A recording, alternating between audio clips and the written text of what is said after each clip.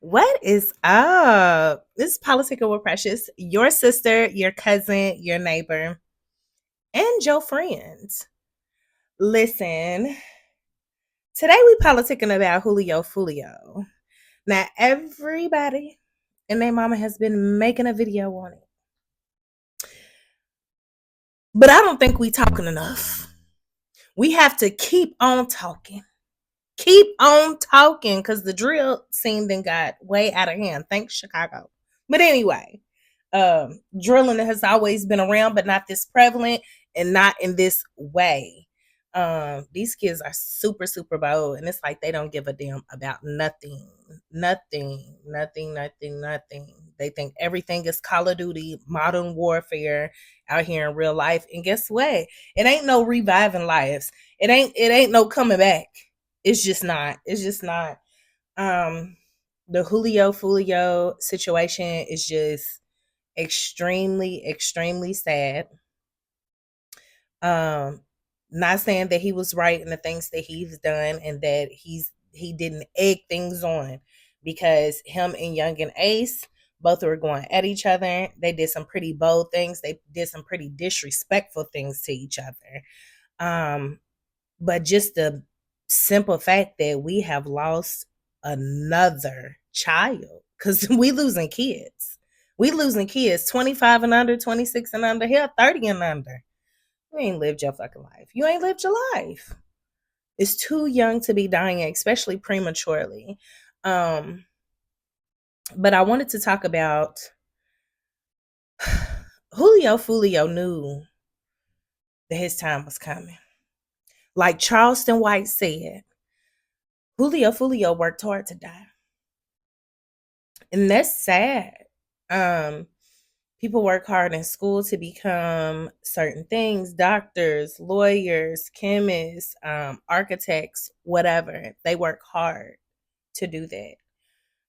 Unfortunately, Julio worked very hard to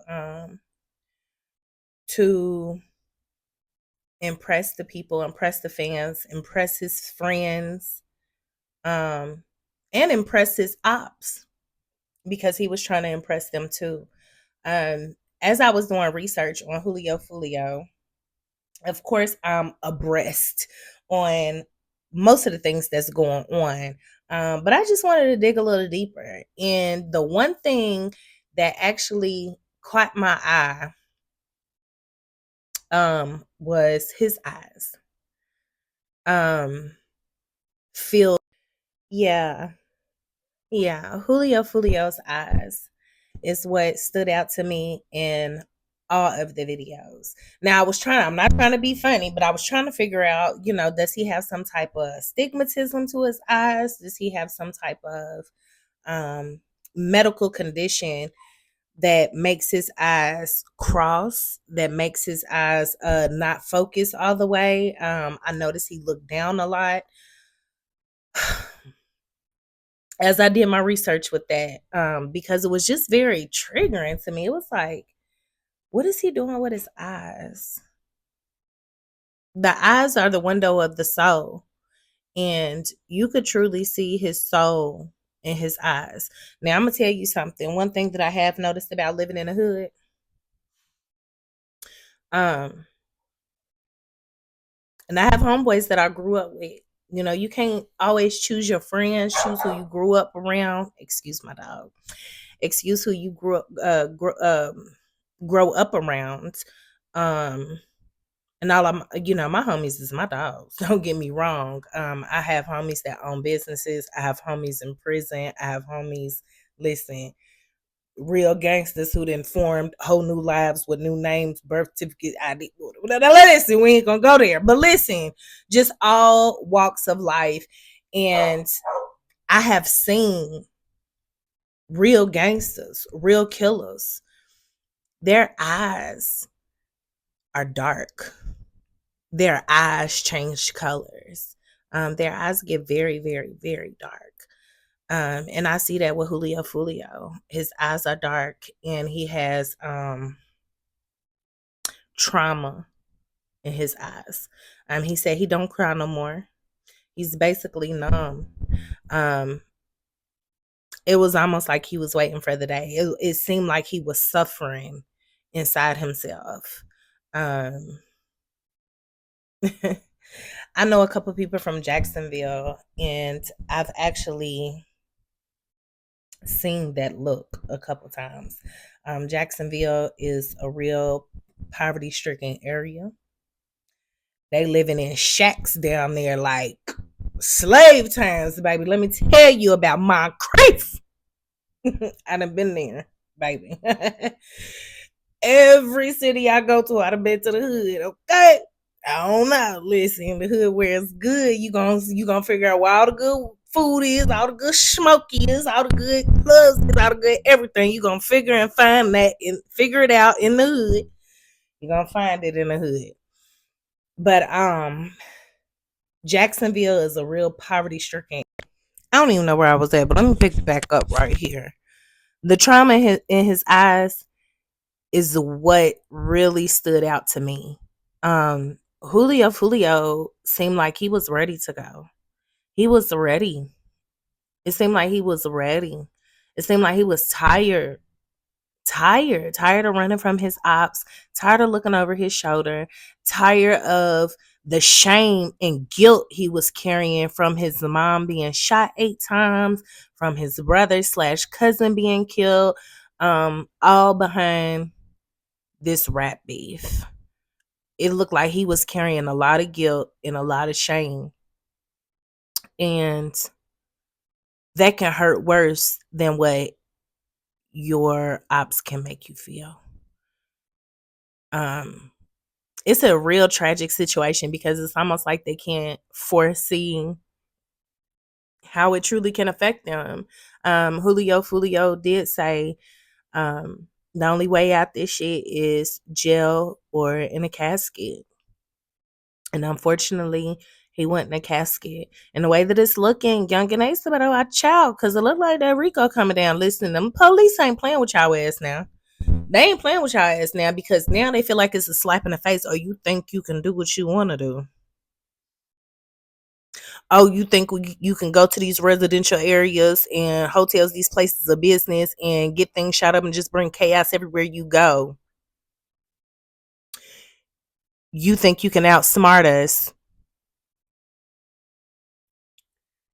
You think you about to make a mockery of our jobs. Oh yeah, they own it. They got one for their ass. They got one, and it's not just a cry out from Jacksonville. These police forces are communicating with each other in different states. These states is tired of this shit. They are absolutely tired of this shit. And the only place that's really not glorifying it and promoting it and all that stuff, but it's definitely going down is California. But they have a little more organization.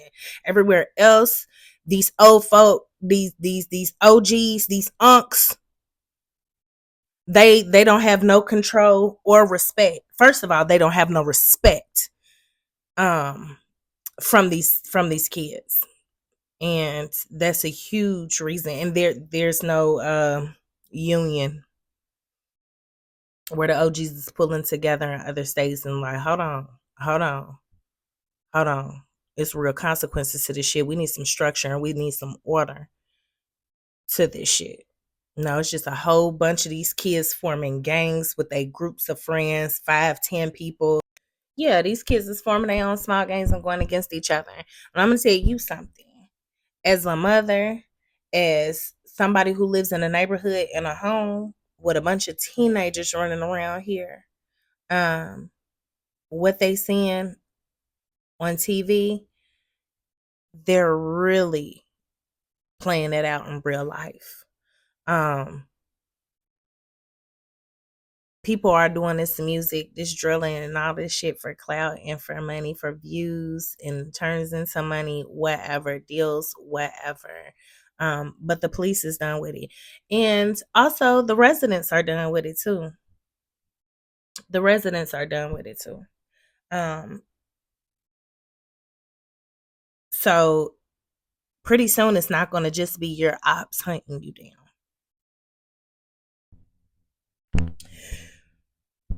People in their homes have guns too. You think if somebody ain't shooting in front of my house, you think I'm not gonna bust at something? I don't care if it's for me or not. Get the fuck from around my house now. Don't be doing all that around my house now. I had to get with some kids before who was stealing cars. Listen, and they was letting the car, dumping the cars in front of my house.